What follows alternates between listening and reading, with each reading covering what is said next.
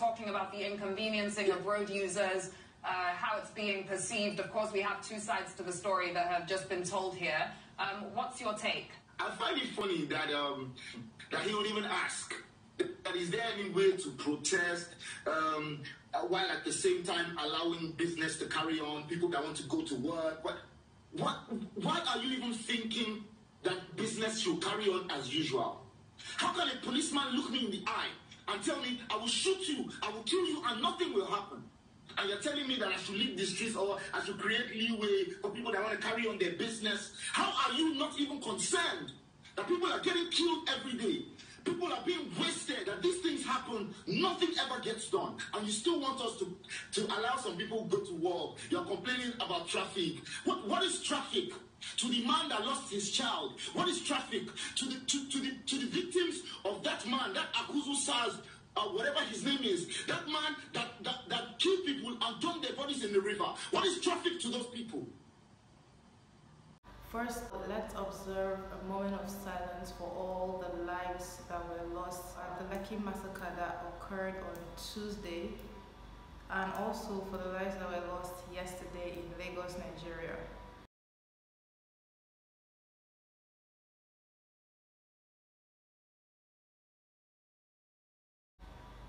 Welcome back to my channel, guys. So this video has been a long time coming, and it's in relation to the events that have been happening in Nigeria over the course of the past 2 weeks. Now, I decided to make this video because I recently posted one video about the EndSARS protest, and I got a bunch of questions, people asking me in the comments about what exactly is happening in Nigeria, and I knew that majority of my subscribers are not Nigerian, so I decided to make this video to enlighten you guys, because I know that in spite of how much information is moving around on the internet in relation to these protests, there are still some people who have not been able to get informed, let me put it that way. So for those of you who do not know, Nigeria has been going through 2 weeks of peaceful protests to end the sect of the Nigerian police force known as SARS, S-A-R-S. And SARS, the full meaning of SARS is an abbreviation. So the full meaning of SARS is the Special Anti-Robbery Squad. I'm going to be putting details here and there for you guys about the movement or about the police sect. And the main purpose of that police sect, as the name implies, is to stop robbers, to stop robberies, because Nigeria is one of the countries that deals with armed robbers a lot. And this police sect was developed sometime in between the 70s and the 90s. I'm going to confirm and put it up here. And I just want to quickly say that it's moved from a peaceful protest by we the citizens to a battle between the citizens and the government. So the citizens are battling for our lives while the government is battling to take those lives. If you haven't seen the news on Twitter already or on social media already, there was a massacre at Lekki Tollgate. There is no way to sugarcoat it. It was a massacre. I'm actually going to try not to call any names of any organizations or anybody at all, anybody's, but the EndSARS protest started as a peaceful protest, and we the citizens have been peaceful so far. We just want to be able to live our lives. We just want to be able to enjoy the money that we work for. We just want to be able to move from one place to the other without the fear of people in uniform. We want to be able to live our lives enjoying the fruits of all the hard work that we've put in. There really should not be anything that stops us from having even the smallest bit of joy whenever we can. So I'm coming from the place of actually experiencing SARS before, and I'm also coming from the place of living in Nigeria, living in Lagos, seeing these people on the streets extorting young people at any time of day.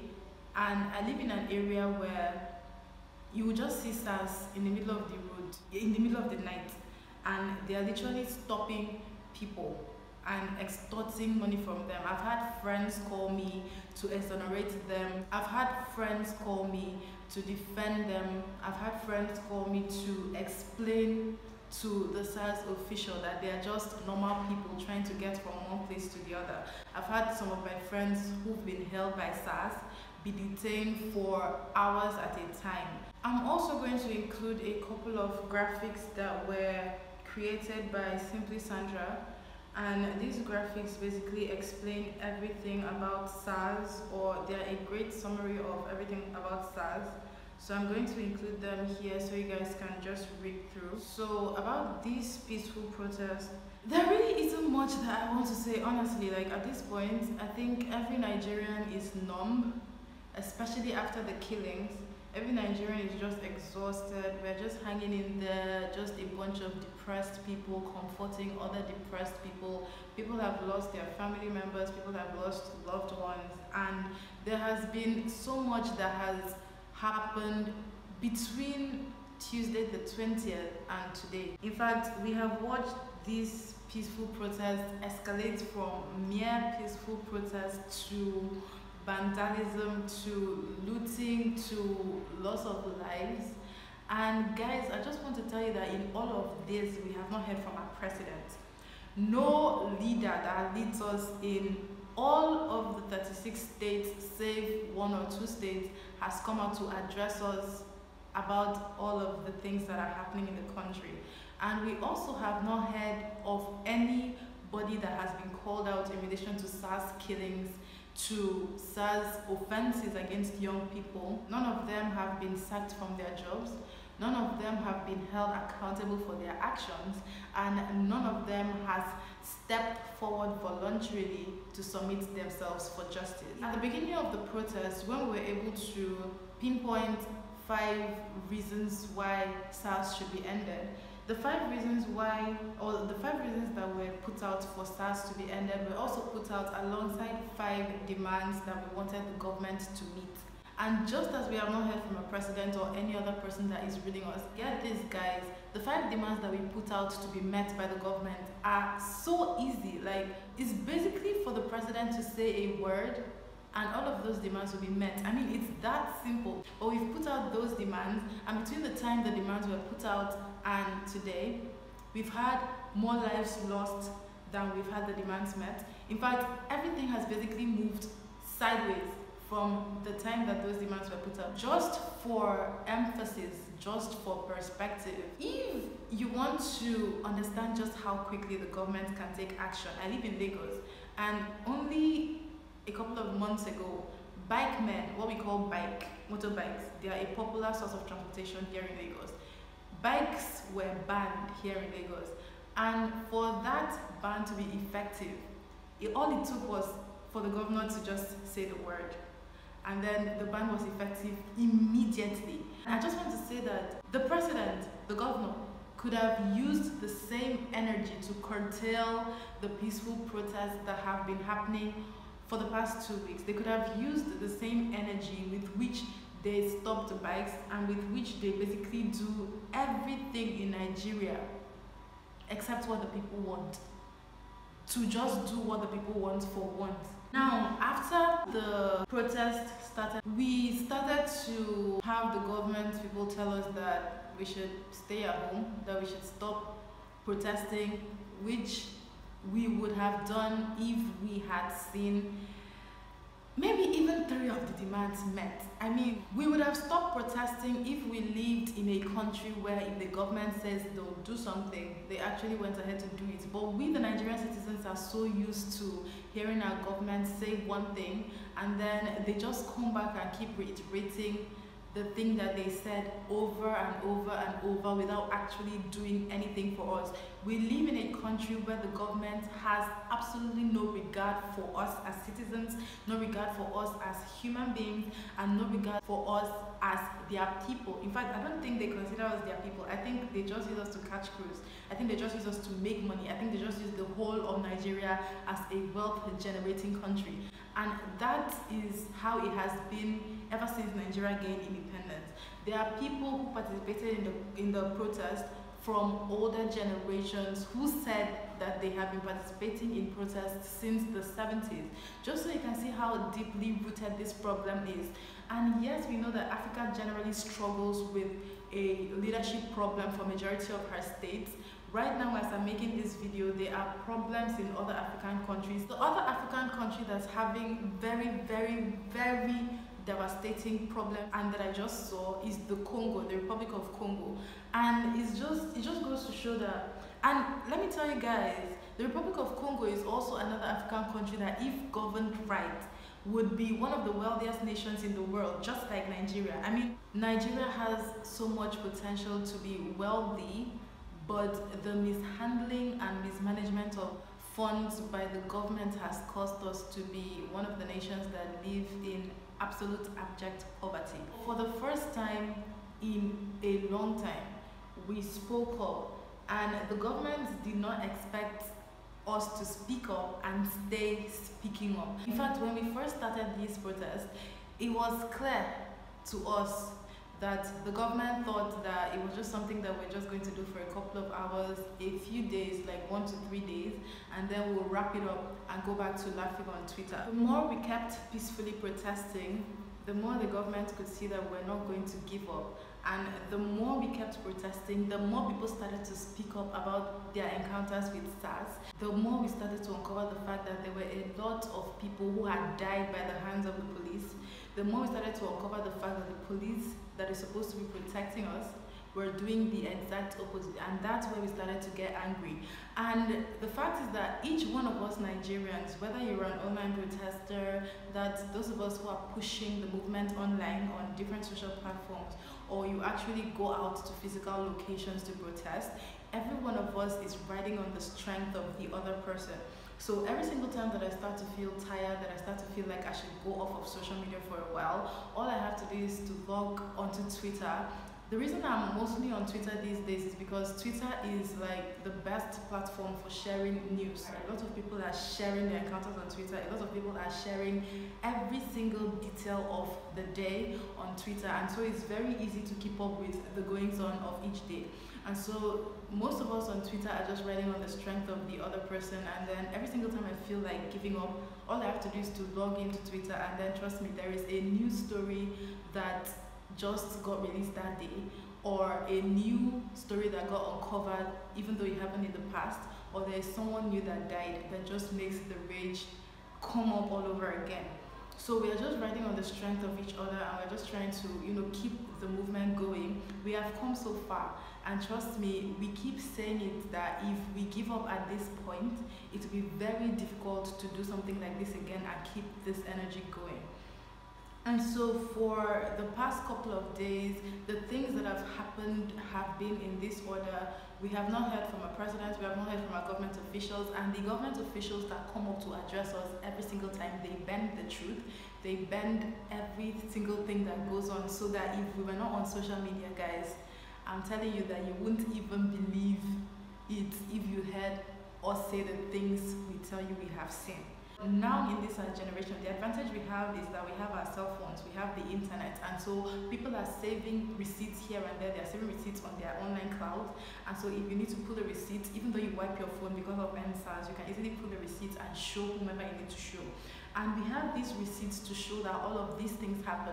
The reason I'm pointing out these internet receipts is that over the course of the past 24 hours, we have had the governor of Lagos State come out to say that there were no casualties in the Lekki shootout. They call it the shootout, or unfortunate incident. We all know it was a massacre. We all know that the Nigerian government, whoever it is, ordered for the peaceful protesters to be shot at and killed. The only reason that we know that there were casualties is because there have been online receipts. We have seen the dead bodies, and one of us, DJ Switch, was live that day, and so she documented everything that happened, or majority of the events of the night until her battery died. So there are actually receipts that show that people, and I think I even heard somebody died on her life. So for the governor to come out to say that there were no casualties, it's like he's a puppet and someone is pulling his strings, telling him what to say and what not to say, which is the case for majority of our broadcast stations. In fact, I saw a post where they said the NBC put out a notice, a press release, that stations cannot cover the NSAS protest so that they won't lose their jobs. I'm going to put that press release somewhere here. What I'm saying is that there are receipts for every single thing that is happening, and I know I can't even cover everything that's happening at this time in this one video. I feel like I'm rambling, but guys, please try to find some sense in all the many things that I'm saying. It's really hard, guys, and I just want you guys to keep praying for Nigeria. I want you guys to keep having us in our prayers. I want you guys to keep remembering this country. I still have hope that we will prevail in spite of all of this. But I also want to encourage those of us who are Nigerians and are watching this video that we should not give up. We should keep fighting the good fight of faith. And I want to encourage my non-Nigerian subscribers that you guys should please use your platforms to speak on this issue for us. And if you do not understand the issue, please just log on to Twitter and hashtag NSAS. You'll see millions of tweets regarding this very issue, and you can just keep clicking to understand more of what's happening. But regarding the past couple of days still, the governor of Lagos State, in fact, things really started to escalate from the minute he issued a 24-hour curfew. So what he did was that he issued a 24-hour curfew about 4 hours to the time for implementation of that curfew. So let's say about 12 p.m. he came out to issue a curfew that was supposed to start that day by 4 p.m. So imagine you being the governor of an entire state, the most populous state in not just Nigeria but in Africa. I mean, Lagos is a place where we are synonymous with traffic here. You can't move from one place to the other easily. And already because of the protest, there was traffic everywhere. Now add that to the fact that the governor just came out to say by 12 o'clock in the afternoon that everybody should be home by 4 because of the peaceful protest. Nobody should be seen on the streets. That's where everything really started to escalate. And that very day, those of us who were protesting, or people who were protesting at the Lekki toll gates, because by some miracle I wasn't there that day. I was supposed to be there on Tuesday, and guys, believe it or not, Tuesday is the day that I had said I was going to stay at the protest from morning till night. But by a stroke of luck, I wasn't there that day. I was ill, so I was not there that day. But that very day, people went to the Lekki toll gates and uprooted the cameras that are supposed to be for security. And also it was, in fact, right before the soldiers started shooting, the billboard, the very big billboard across the toll gates went off. All the lights at the toll gates went off, leaving the protesters vulnerable to attack. So there was the curfew, there was the uninstallment of the cameras that are meant for security, and then when it came to night, all the lights were off. And guys, I have never, I've only been in Lagos 2 years, but I have never seen the billboards at Lekki toll gates go off. In fact, I've never seen the lights around the toll gates go off. But on this very day, the lights went off, and then they attacked the protesters. So there is that, and Nigerians are still coming to terms with the fact that we lost so many lives that day. And I don't want to spread any false information. And even as at yesterday, the police were still shooting right at innocent people, even people who are not protesters. I mean, they were shooting, from what I gather, they were shooting people on site. Anything that moves, they shoot. And they have killed so many people. And as a result of this shooting, it has opened the door for hoodlums, for raids. It has opened the door for other criminal activities to take place. The most devastating news that I just saw today was Circle Mall Jakande being looted and vandalized. And for those of you who are not familiar with Circle Mall Jakande is the mall at the bridge where we have ShopRite and a bunch of other stores. It's literally my favorite mall since I'm on the island, and the state of that place today was such a sad sight. So that's just some of the things that we're going through here in Nigeria. If I can, I'm going to try and update you guys as more things happen, but for now, this is where I want to end this video, guys. Please, if you're not following us, our news in Nigeria, you can just log onto Twitter and hashtag #EndSARS, and you're going to see tons of tweets about this very issue. Or you can simply change your settings from wherever location you are, if you're not in Nigeria, to Nigeria temporarily, to get our top trending topics and just see exactly what we're going through. And that's where I'm going to end this video for today, guys.